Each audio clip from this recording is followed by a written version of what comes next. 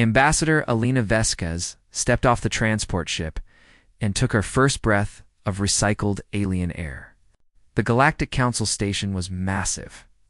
It floated in the empty space between star systems like a metal flower with 1,000 petals. Each petal was a docking bay for a different species. Today, humanity would present their case for elevated membership in galactic society. Alina had prepared for months. She had no idea that everything was about to change. The council chamber was the largest room Alina had ever seen. It curved upward, like the inside of a shell, with seats carved into the walls for representatives from 47 different species. Some were tall and thin like walking sticks. Others were short and round with too many eyes. A few floated in special tanks filled with colored liquid. All of them turned to watch as the human delegation entered. Alina walked with her head held high. Behind her came her small team. There was James Porter, her security advisor, though he carried no weapons since they were forbidden in the chamber. There was Dr. Sarah Webb, their science specialist. And there was Marcus Chen, the youngest member of the team at just 24 years old. Marcus served as Elena's personal aide. She had chosen him for his quick mind and gentle nature. The whispers started immediately. Alina heard translator devices clicking and buzzing as aliens spoke about the humans. Most of the comments were not kind. She caught words like soft and slow and harmless. One delegate, a massive creature covered in blue scales, laughed openly at them. This was the Velthari representative. His species was known throughout the galaxy as fierce warriors. They had 4 arms, each one thick with muscle, and their scales could stop most weapons. He leaned forward in his seat and spoke loudly enough for everyone to hear. These are the humans who seek elevated status. They have no claws, no armor, no venom. What do they offer the galaxy except soft flesh and weak bones? Alina smiled politely and said nothing. She had dealt with worse insults during trade negotiations on Earth. She simply took her place at the speaking platform and began her presentation. She spoke about human achievements. She showed images of their cities, their art, their medical advances.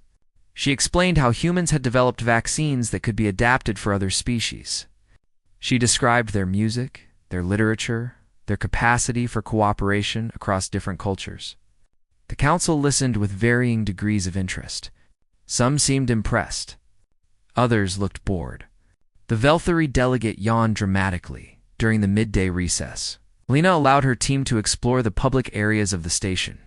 Marcus wandered toward a viewing gallery where several alien families had gathered to watch ships come and go. He noticed a group of small creatures huddled near the window. They were about the size of human children, covered in soft golden fur with large dark eyes.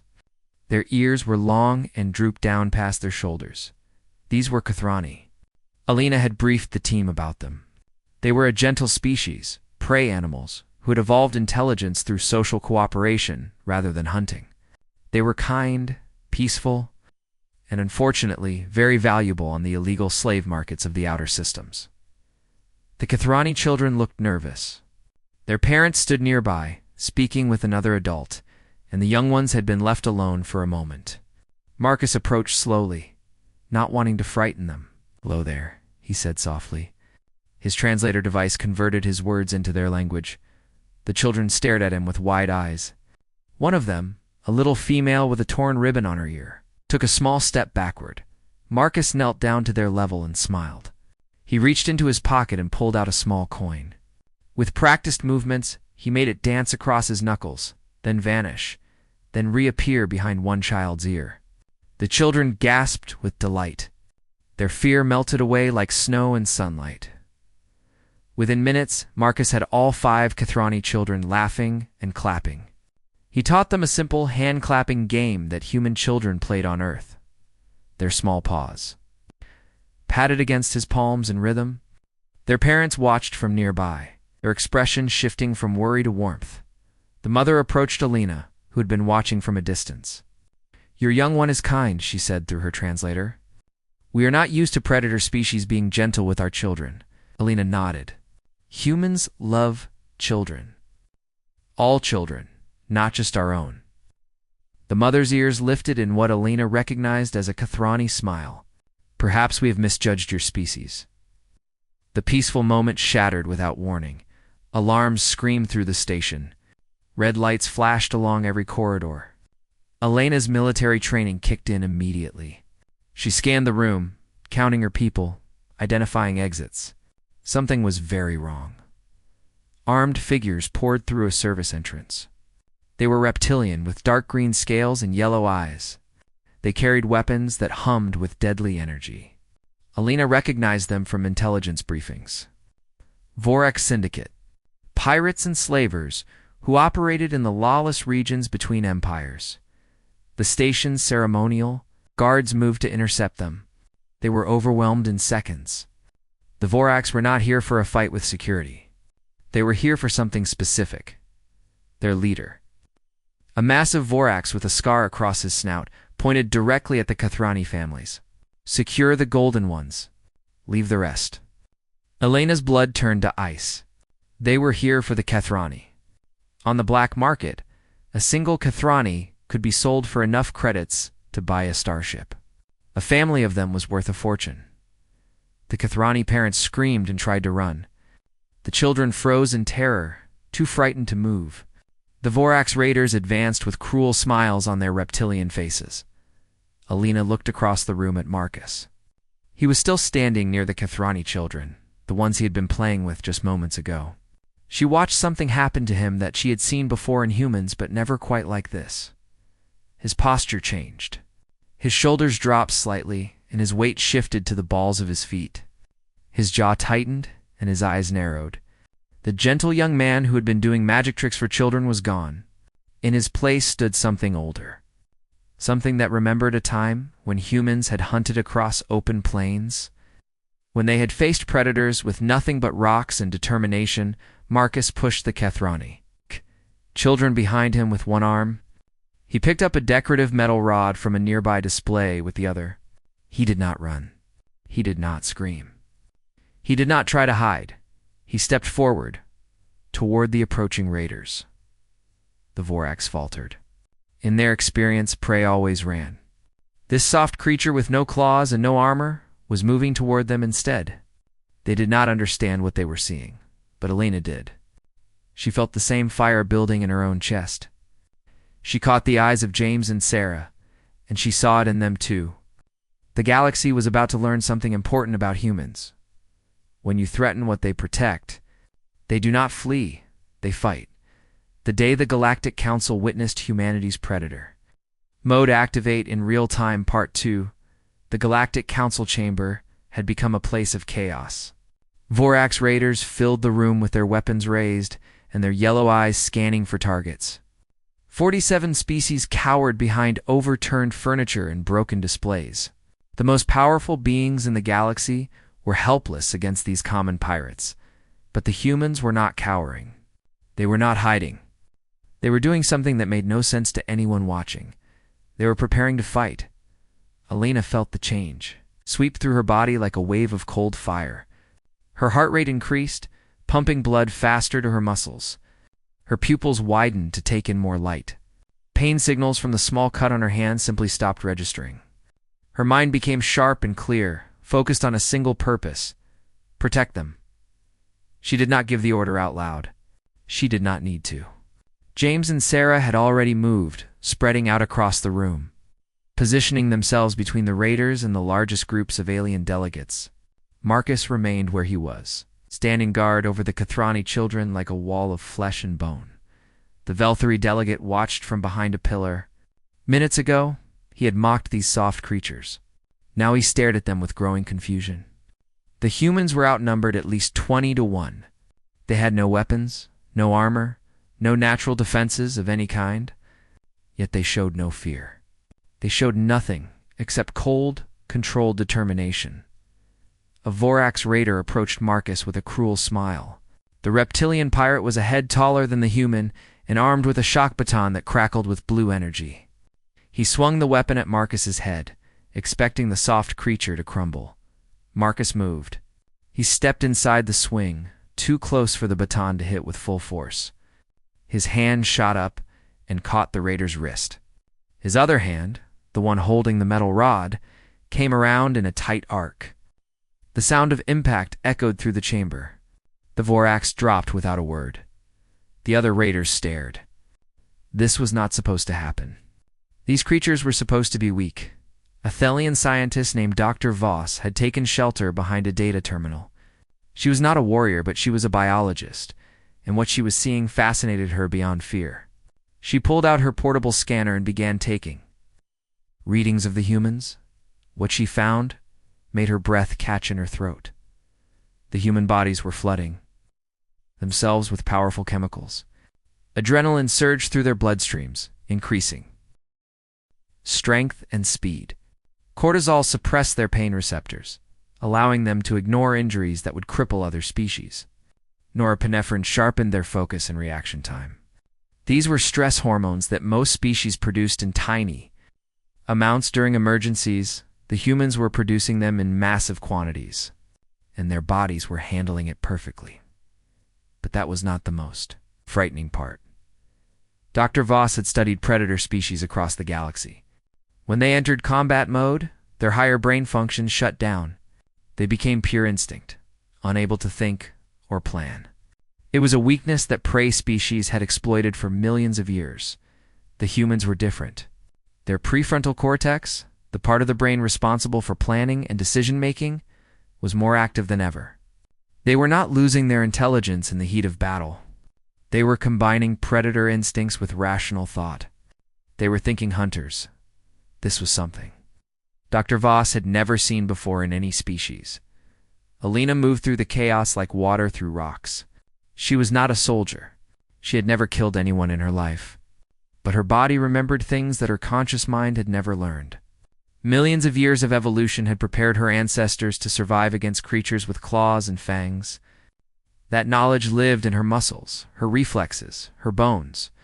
A Vorax raider cornered her against a wall. He was huge, twice her weight, with arms like tree trunks. He lunged at her with clawed hands. Alina dropped low, letting his momentum carry him past her. She grabbed a fallen chair and swung it into the back of his knees. He collapsed. Before he could rise, she had taken his weapon and moved on to the next threat. James had gathered a group of smaller, alien delegates and herded them into a corner. He stood before them with nothing but his fists and a look that promised death to anyone who approached. 3 raiders tried to get past him. 3 raiders failed. Sarah had found a group of Kethrani adults frozen in terror. She spoke to them in calm, steady tones, guiding them toward a more defensible position while watching the room for threats. Her movements were efficient, controlled, almost mechanical. Inside, her blood was singing with ancient fire. The Vorax commander watched his raid falling apart. These were not soldiers. These were diplomats, scientists, assistants. They had no training, no weapons, no support. Yet they were turning his professional killers into beaten heaps on the floor. He studied the humans more carefully. Their eyes were wrong. There was something ancient in those eyes, something that remembered darker times. He had seen that look before, in the eyes of the great hunting beasts of his homeworld. These soft creatures were not prey at all. They were predators wearing the masks of civilization. The commander made a decision. If he could not defeat them in open combat, he would force them to stand down. He barked orders to his remaining raiders, and they began to fall back, grouping together, creating a defensive formation around something precious, the Kethrani children. Not all of them had reached Marcus's protection. 3 of them had been grabbed during the initial chaos, and now they huddled in the center of the Vorax formation. Crying silently, the commander held up a blade, long and curved, and pressed it against the throat of the smallest child. Enough. He shouted, "Stop fighting or I start killing the little ones." The humans stopped. Every single one of them went perfectly still at the exact same moment, as if they were connected by invisible strings. The alien delegates watched in terrified silence. The commander smiled. He had found their weakness. These predators cared about prey species' children. How strange. How useful. Now, he said slowly, "You will let us leave with our property. And if anyone follows, These children die. Do you understand? Alina stared at the commander. Her face was blank, but something was happening behind her eyes. Something that made the Voraks feel a chill despite his scales. You made a mistake, she said softly. The commander laughed. I am holding all the cards, human. What mistake could I possibly have made? Alina smiled. It was not a warm smile. It was not a diplomatic smile. It was the smile of something old and hungry and very, very patient. You threaten children in front of humans. The temperature in the room seemed to drop. Every human presence straightened slightly, their eyes locking onto the Vorax formation with terrible focus. The commander felt his confidence begin to crack. Dr. Voss watched her scanner. Readings spiked beyond anything she had recorded before. The human bodies were pushing themselves into an even higher state of combat readiness. Their muscles were flooding with oxygen. Their minds were calculating distances, angles, possibilities. They were not going to let those children be taken. They were not going to negotiate. They were going to hunt. The commander looked into Lena's eyes and saw his death looking back at him. For the first time in his long career of piracy and violence, he felt something he had never felt before. He felt like prey. The day the Galactic Council witnessed humanity's predator mode activate in real-time Part 3, the Vorax commander had made many threats in his lifetime.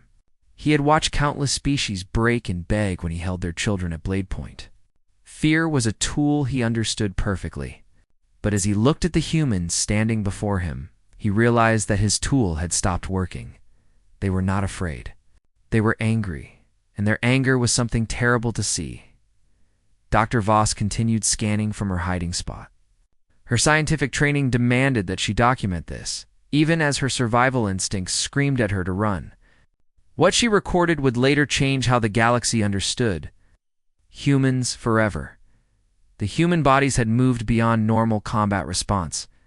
Their adrenal glands were producing chemicals at rates that would kill most species. Their hearts pumped at 160 beats per minute, delivering oxygen to muscles that were primed for explosive action. Their eyes had dilated so much that their pupils had nearly swallowed their irises. But the truly terrifying part was their brain activity. Most predator species became stupid when enraged. Their thinking shut down, leaving only instinct. Humans did the opposite. Their prefrontal cortex burned brighter than ever, working in perfect harmony with their primitive brain regions. They were not choosing between thought and instinct. They were using both at the same time. Alina took one step forward, just one, slow and deliberate. The commander pressed his blade harder against the child's throat. "Stay back!" he shouted. "I will kill her." Alina took another step. Her face showed nothing. No fear, no anger, no mercy, just cold, patient calculation. "If you hurt her," Alina said quietly, "nothing in this galaxy will save you from us." The commander glanced at his raiders. He had 12 left standing, all of them armed, all of them experienced killers. The humans numbered 4, unarmed and wounded. The math should have been simple. But his raiders were backing away, their weapons shaking in their hands. They had seen what these 4 humans had done to their comrades. They had seen the bodies on the floor, the broken bones, the unconscious forms. They had seen prey animals transform into apex predators in the blink of an eye. They did not want to fight. Anymore, Marcus moved before anyone could react. His wound had soaked his formal clothes with dark red blood, but he seemed to feel nothing. He crossed the distance to the nearest raider in 3 explosive steps. The raider tried to raise his weapon. He was too slow. Marcus struck him twice, once in the throat and once in the temple. The raider crumpled. James attacked from the opposite side. He was larger than Marcus, slower but stronger. He grabbed a raider and threw him bodily into 2 others. Before they could untangle themselves, he was among them, his fists doing terrible work. Sarah moved toward the children. She was the smallest of the humans, the least physically imposing. The raiders did not see her as a threat. This was their final mistake. She had grown up with 4 brothers on a farm in Australia. She knew how to fight dirty, and she knew how to fight to win. The Vorax formation collapsed into chaos. The humans moved through them like wolves through sheep, striking and moving, never staying still long enough to be targeted. The raiders were bigger. The raiders were armed. None of it mattered. The humans fought with a fury that the galaxy had never witnessed. Alina reached the commander. He still held the child, his blade still at her small throat. His hand was shaking now. His yellow eyes were wide with something he barely recognized. Fear. Real fear. The kind that prey animals felt. He whispered, "What are you?" Alina did not answer. She simply kept walking toward him, slow and steady, like death itself coming to collect a debt. Her eyes never left his. Her hands hung loose at her sides. She made no threatening moves, showed no weapons. She did not need to. Her presence was threat enough. The commander's nerve broke. He had faced warriors from a dozen species. He had fought in battles that had shaped the history of star systems. But he had never faced anything like this. These humans did not fight like any predator he had ever seen. They did not fight with rage or hunger or territorial instinct. They fought with love. Love for creatures that were not even their own species, and that love had transformed them into something unstoppable. He threw the child aside and lunged at Alina with his blade. It was a desperate attack, born of panic rather than skill. Alina caught his wrist with one hand and twisted. The blade clattered to the floor. Her other hand struck his throat, then his temple, then the nerve cluster behind his ear. The commander fell. The whole exchange had taken less than 3 seconds. Alina scooped up the crying child and held her close. She whispered soothing words in a language the child did not understand. But the tone was universal. Safety, protection, love. The child's sobs began to quiet around them. The remaining raiders surrendered. They dropped their weapons and raised their hands. They had seen enough. The stories they would tell later would spread across the galaxy. Growing with each telling until humans became legends, Marcus collapsed against a wall, finally allowing himself to feel the pain of his wound. Blood pooled beneath him. Sarah rushed to his side, pressing her hands against the injury to slow the bleeding. James stood guard over them both, his eyes scanning for any remaining threats.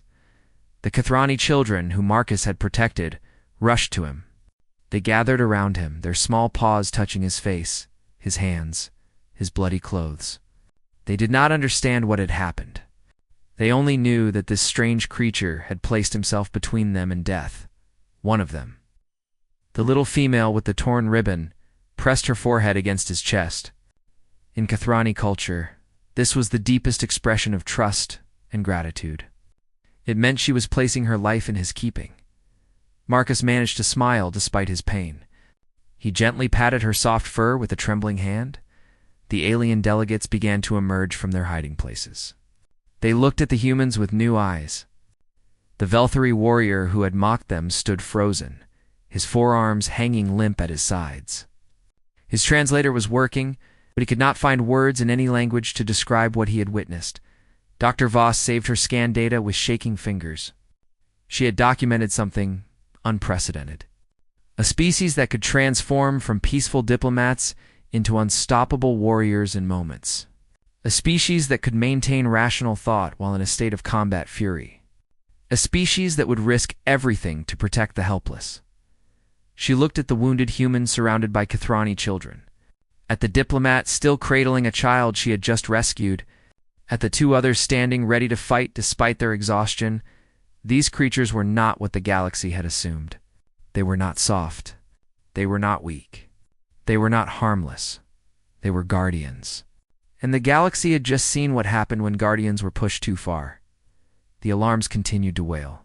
Somewhere on the station, the remaining Vorax were fleeing with whatever hostages they had managed to grab. Alina looked toward the exits, her jaw tight with determination. This was not over yet. The day the Galactic Council witnessed humanity's predator mode activate in real-time part. For Alina handed the rescued child to her mother and turned toward the exit. Her body screamed for rest. Her muscles burned with exhaustion. But somewhere on this station, more children had been taken, and rest was not an option. "James, you stay here and protect the delegates," she ordered. "Sarah with me?" "Marcus, I am coming." Marcus was already pushing himself to his feet, one hand pressed against his wound. Blood seeped between his fingers. His face was pale, but his eyes were clear and determined. "You need medical attention," Sarah said. "There are still children out there." Marcus looked at the Kathrani families huddled together, counting their young ones, discovering who was missing. 3 children had been taken, 3 small lives that depended on someone caring enough to go after them. "I can rest when they are safe," Alina nodded. She understood. She would have said the same thing. Dr. Voss stepped forward from the crowd of delegates. The Thelian scientist was trembling, but curiosity and something else, maybe courage, pushed her past her fear. "I am coming with you. I have been studying your species. I need to understand." Alina did not have time to argue. "Stay behind us. Do not get in the way." They moved into the station corridors. The emergency lighting cast everything in harsh red shadows. Alina led the way, moving in a low crouch, her eyes scanning every corner and doorway. Behind her, Marcus and Sarah mirrored her movements despite never having trained. Together, Dr. Voss watched them with growing fascination. The humans moved like a pack of hunting animals. They communicated through glances and subtle hand signals. They covered each other's blind spots without discussion. It was as if they shared one mind spread across 3 bodies. This was persistence hunting, she realized. This was what had made humans the dominant predators of their world. They did not catch prey through speed or strength. They followed it, tracked it, exhausted it until it could no longer run. And then they closed in for the kill. The Vorax raiders were not used to being hunted. They were used to quick strikes and fast escapes. They did not understand what was following them through the station's corridors.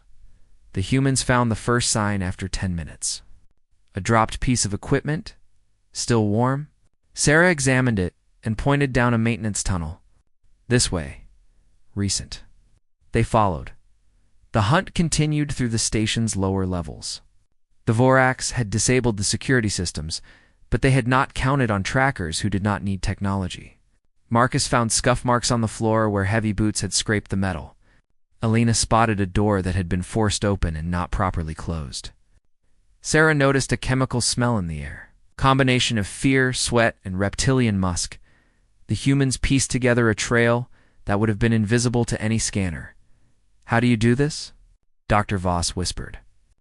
"How do you know where they went?" Alina did not pause in her tracking. "Our ancestors hunted on open plains for millions of years. They followed prey for days, reading signs that others could not see. The knowledge never left us. It is in our blood," they heard voices ahead. Vorax speech, harsh and clicking. Alina held up a fist and everyone stopped. She pressed her ear against the wall and listened. ... blocked the main docking bay. "We use the service airlock on level 7. What about the humans? They are soft creatures. Even if they follow, what can 4 of them do against us?" Alina smiled that cold, predatory smile again. She looked at Marcus and Sarah. They nodded. They did not need words to understand the plan. The humans began their psychological assault. They did not attack directly. Instead, they made themselves known. Sarah kicked a piece of debris down a side corridor, creating a loud clatter. The Vorax spun toward the sound, weapons raised. When they turned back, they glimpsed a human shape disappearing around a corner ahead. "They are here. Open fire." Energy bolts scorched the walls where no humans stood anymore. The raiders wasted ammunition shooting at shadows. Alina appeared in a doorway behind them, long enough to be seen, then vanished. Marcus did the same from a different direction. The Vorax began shooting wildly at every movement, every shadow, every flicker of light. Where are they? How are they everywhere? The answer was simple. The humans were not everywhere. They were just better at this game than the Vorax had ever imagined. They were predators who had learned patience over millions of years, who knew that panic was a weapon as deadly as any blade. The raiders began to argue. Some wanted to abandon the hostages and flee. Others wanted to stand and fight. Their leader, a scarred female who had taken command after the loss of the main commander, tried to hold them together. "We keep moving. Stay together. They are only 3. But the humans did not let them keep formation. Every time the Vorax tried to advance, something happened. A thrown piece of metal. A glimpse of movement. A sound from an unexpected direction. The raiders kept stopping, kept turning, kept falling behind schedule. Dr. Voss understood what she was witnessing. "You are exhausting them. Not physically, mentally." Sarah nodded, without breaking her concentration on the hunt. "Fear burns energy. Uncertainty burns more. By the time we catch them, they will be too tired to fight effectively. But Marcus is wounded. He cannot keep this pace forever. He does not need forever. He just needs long enough." They caught up to the raiders at the service airlock on level 7. The Vorax had finally reached their escape route. Their ship was docked on the other side of that door. Freedom was 20 steps away. The new commander had the 3 Kathrani children bound and gagged. They were tiny, terrified, their golden fur matted with tears. Their eyes searched desperately for someone to help them. Someone did. Alina stepped into view at one end of the corridor. Sarah appeared at the other. Marcus emerged from a side passage, blocking the middle route. They were wounded, exhausted, unarmed. They looked like they could barely stand. The Vorax commander laughed with relief. 3 of you. Against 12 of us? With weapons? She raised her rifle. "It is over, humans. You fought well, but you cannot win this." Alina did not respond with words. She simply started walking forward. 1 step, then another. Slow and steady, like a heartbeat, like time itself. Her eyes never left the commander's face. The commander felt her scales prickle with cold. She had seen predators before. She had hunted them and been hunted by them. But she had never seen anything look at her the way this human was looking at her now, like she was already dead. Like the walking was just a formality. "Stop. I will kill the children." Alina did not stop. Sarah did not stop. Marcus did not stop. The 3 humans advanced in perfect synchronization, their eyes promising consequences that the Vorax could not imagine. The commander realized something terrible. The humans were not trying to negotiate. They were not trying to find a peaceful solution. They had already decided how this would end. The only question was how many Vorax would die before the children were free. She looked at her raiders and saw the same understanding in their eyes. They had signed up for piracy, not suicide. One by one, they began to lower their weapons. "What are you doing?" The commander screamed. "Fight them." "Fight what?" one raider whispered. "They do not stop. They do not fear. They do not die." "What are we supposed to fight?" The commander turned back to Alina, her blade trembling against a child's small throat. The human woman was less than 10 steps away now. "Stay back." "I mean it, I will." Alina moved. In the stories that would be told later, witnesses would say she seemed to disappear and reappear. One moment she was 10 steps away. The next, she was there, her hand locked around the commander's wrist. Twisting the blade away from the child's throat, the commander tried to fight back. She was larger than Alina, stronger, better armed. None of it mattered. Alina was not fighting with her body. She was fighting with something older and more powerful. She was fighting with the rage of every human who had ever protected a child. The commander fell. The blade clattered to the floor, and the children were free. The day the Galactic Council witnessed humanity's predator mode. Activate in real-time Part 5 station security arrived 15 minutes too late. They found the Vorax raiders sitting in a neat line against the corridor wall, their hands bound with their own belts, their weapons piled in a corner. They found 3 Kathrani children wrapped in a human jacket, huddled against a human woman who was softly singing a song from a world they had never seen. They found Ambassador Alina Vasquez sitting calmly among the chaos, her diplomatic clothes torn and bloodied, her hands gentle as she stroked a child's fur. "You missed the excitement," she said. "Please escort these pirates to your holding cells and send a medical team. My aide needs attention." Marcus had finally collapsed. The wound in his side had bled too much during the hunt. Sarah knelt beside him, keeping pressure on the injury, her face tight with worry, but even unconscious. Marcus's hands still rested protectively near the children he had helped save. The security officers stared at the scene. They were trained professionals, but they had never seen anything like this. 4 unarmed diplomats had defeated over 20 armed pirates. It should not have been possible. Dr. Voss stepped forward with her scanner data. I documented everything. The galaxy needs to see this. The galaxy needs to understand. Within hours, the council chamber had been cleaned and restored. An emergency session was called. Every delegate returned to their seat, but the atmosphere was completely different from the morning. The whispers had changed. Instead of mockery, there was respect. Instead of dismissal, there was wonder. Instead of fear, there was something that might have been hope. The Kathrani families sat in the front row. The children who had been rescued refused to leave the human delegation's side. They clutched at Elena's hands, at Sarah's clothes. At the unconscious Marcus, who had been brought in on a medical stretcher at his own insistence. He had woken up just long enough to demand that he be present for the session. The Velthari delegate rose first. His species was known throughout the galaxy as the greatest warriors. They had 4 arms, natural armor, and a military tradition that stretched back 10,000 years. They bowed to no one. Until today.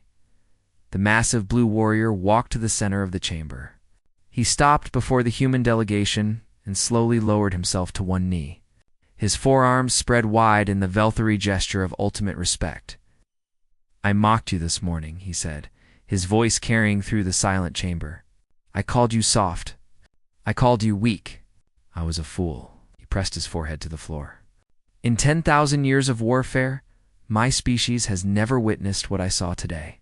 You are not soft. You are iron wrapped in silk. And you have my eternal respect. One by one, other delegates rose.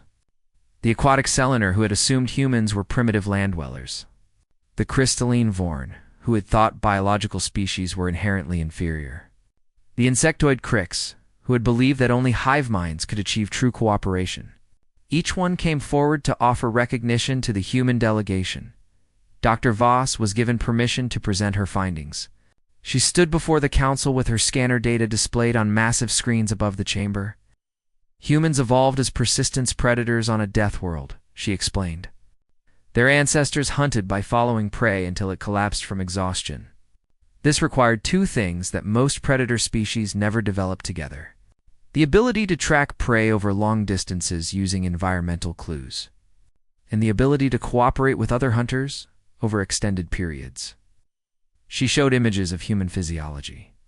Their bodies are designed for endurance, not speed. For sustainability, not explosive power. This makes them seem weak compared to species like the Velthari. But it means they can maintain combat readiness for hours, when other species can manage only minutes. She pulled up brain scan data. Most critically, humans maintain rational thought while in a state of combat arousal. They do not lose their intelligence when they become aggressive. They combine predator instincts with higher reasoning. This makes them adaptable in ways that pure instinct-driven predators cannot match. The data shifted to show emotional patterns.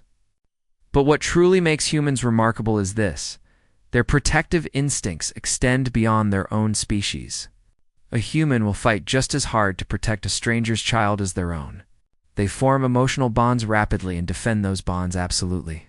In all my studies of galactic biology, I have never encountered another species with this trait. She lowered her voice. What we witnessed today was not an aberration. It was humanity's true nature revealed. They are predators, yes. But they are predators who choose what to protect. And once they make that choice, nothing in the galaxy can stop them. The council chamber fell silent. Delegates looked at the human team with new understanding. The Kathrani children still refused to leave their protectors' sides. The council president, an ancient being whose species had watched over galactic civilization for millennia, rose from her throne. Humanity requested elevated membership status, she said. After today's events, the council has a different proposal. She paused. We wish to establish a new role for your species. We call it the Guardian Initiative. Lena looked up sharply. Guardian Initiative. There are thousands of species like the Kathrani, prey species who evolved intelligence but not the ability to defend themselves. They live in constant fear of predators like the Vorax. They need protection. The president's ancient eyes settled on the human delegation. They need guardians. You want humans to protect other species? We want humans to do what comes naturally to you. What we witnessed today. The president gestured to the Kathrani children, still clinging to their human saviors. You do not see them as aliens. You see them as children. Your instinct is not to dominate or consume. Your instinct is to protect. This is unprecedented. This is precious. And this is exactly what the galaxy needs. Marcus, lying on his medical stretcher, managed to raise his hand. His voice was weak but clear. We would not be doing this for status or power. We would be doing it because it is right. The president nodded slowly. Yes, and that is precisely why we want you to do it. The vote was unanimous. Humanity was not just admitted to the galactic community with elevated status. They were given a sacred responsibility. They would be the guardians of those who could not protect themselves. They would be the shield that prey species had never had. The session ended. The delegates filed out slowly, many stopping to look at the humans with eyes that held something new. Something that had not existed in this chamber when the day began. Hope, the Kathrani mother, approached Alina one final time. The little girl with the torn ribbons still held Marcus's hand, refusing to let go, even as medical drones prepared to transport him to proper facilities. Your young one saved my children, the mother said. My species has feared predators since the beginning of time. Today predators saved us. Her large dark eyes glistened with tears. We will never fear humans. Not ever. Alina looked at Marcus, at the children surrounding him, at the blood on her hands, and the peace in her heart. We are not perfect, she said quietly. We have done terrible things throughout our history. We have hurt each other in ways that shame us. But you choose to protect. That is what matters. Alina nodded slowly. Yes, when it truly matters, we choose to protect. Outside the station, news drones had already begun spreading the story across the galaxy. The day the Galactic Council witnessed humanity's predator mode was activated in real time. It would become the most viewed broadcast in galactic history, and in the dark spaces between stars. Species who had lived in fear for generations began to hear whispers of hope, whispers of strange creatures from a small planet who fought like demons but loved like angels, whispers of guardians who would stand between the helpless and the war darkness. The humans were coming, and the galaxy would never be the same.